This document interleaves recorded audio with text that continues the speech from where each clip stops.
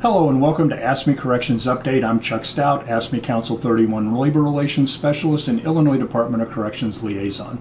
This broadcast is aimed at keeping union members and IDOC informed about the work of the IDOC Standing Committee, the problems we've resolved and the ones we're still working on, as well as other important developments. While data can be manipulated, experience can't, and AFSCME members and IDOC know from our own experience that offender attacks on staff are steadily increasing. In some instances, IDOC management is moving quickly to transfer the offender to an appropriate facility or to put appropriate sanctions in place, but all too often such attacks occur with few or no consequences for the offender. Additionally, IDOC continues to manipulate the classification system to keep maximum security inmates in medium security facilities. Health and safety grievances regarding this dangerous practice are advancing to arbitration. It's critically important that IDOC take these assaults on staff seriously, make clear they won't be tolerated, and properly classify inmates based on its own clear standards.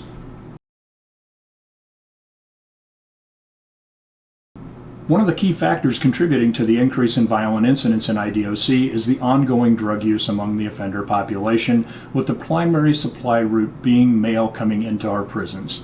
For more than 2 years, AFSCME has been pressing for revised procedures for handling incoming mail. Months ago, the AFSCME Standing Committee worked with the department to develop a plan to transition to a digital mail scanning system, but implementation has been all too slow. Despite intense pressure from advocacy groups, this long-running saga finally appears to be trending in the right direction, if all too slowly. The new vendor contract by IDOC, IC Solutions, has begun popping up at various facilities to implement the first step in the process, changing over the phone infrastructure.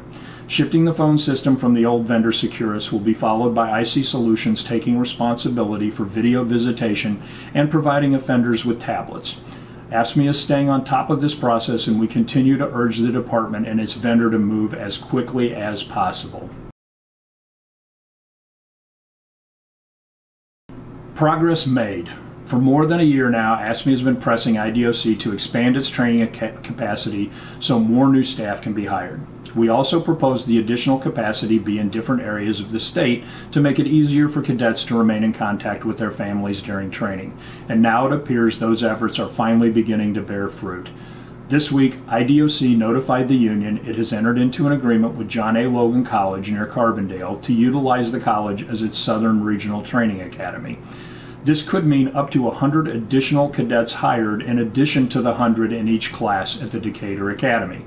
This new initiative will be beneficial in a number of ways, but with the two most important being, one, Southern Illinois residents will be much more likely to apply for and accept positions based on the proximity to their homes. Two, it will free up space at the Decatur Academy to hire more applicants from the central and northern regions. We're very pleased the department has recognized it cannot keep up with attrition based on the Decatur Academy alone.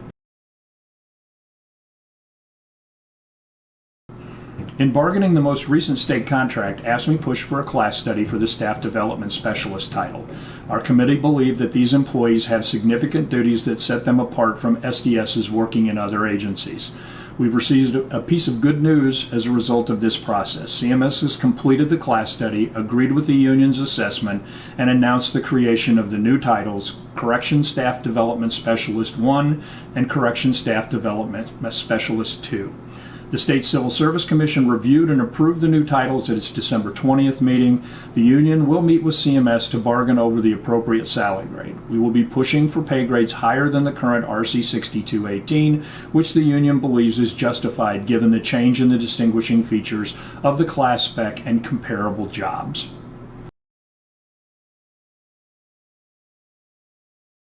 Resolution of an AFSCME grievance regarding correctional officer trainees will provide COTs with an employee review board hearing prior to termination non-certified. These employees will now have the same pre-disciplinary rights as certified employees, with the sole exception that there may be less than 72 hours notice of the pre-disciplinary meeting in the case of certain serious allegations while COTs are attending the department's training academy. To be clear, the reduced notice will only occur for hearings held at the training academy and will not apply to hearings held at the employee's home facility. With IDOC moving forward to close, demolish, and rebuild Stateville Correctional Center, the union negotiated an agreement under which Stateville employees will be able to sell comparable employment at the Stateville Northern Reception and Classification Center and other nearby facilities with no loss of pay. The department has indicated the layoff and bumping process will begin shortly after the new year with the goal of completion by March 1st. In the interim, most Stateville employees have been temporarily assigned to the NRC, which is not slated for closing. The remainder are staffing the relative handful of positions, gates, towers, communications, etc., still needed at the main facility. Completion of the Stateville layoffs and bumps will not only give affected employees the certainty of their new positions, but hopefully make some progress toward improved staffing at those facilities and allow for the lifting of the limited hiring freeze there. The union is pressing the department and CMS to move as quickly as possible to get the freeze lifted. Much less is known about the department's intentions for Logan CC.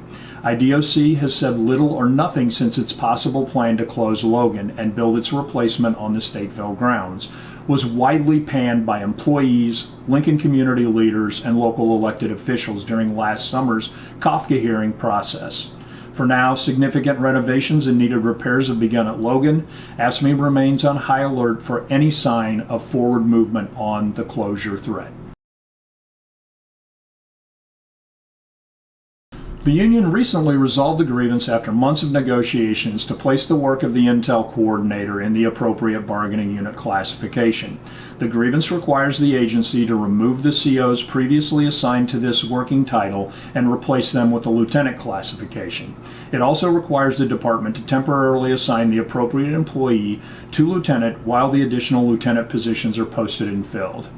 As is all too often the course of business with DOC, the department almost immediately tried to renege on the signed resolution by refusing to remove the COs currently assigned, delaying the temporary assignment of the appropriate staff to lieutenant, and delaying the posting of these promotional positions. The union has filed an unfair labor practice charge to force implementation of the resolution. Despite claims by Chief of Investigations Edward Escamilla and those COs who want to keep working outside their classification, this is not an attack on the Intel unit.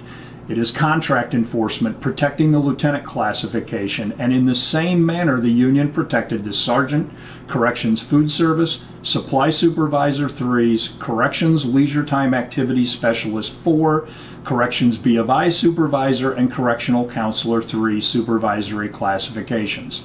These actions have provided hundreds of promotional opportunities for AFSCME correction members all over the state, and we will continue to enforce the contract in this manner. In closing, these continue to be challenging times for correctional employees, and we need to be prepared to face those challenges together as one strong union. We hope each of you took a moment to enjoy the comfort of family and friends over the holidays, and you're ready to take up the fight in the new year. Remember, be AFSCME strong.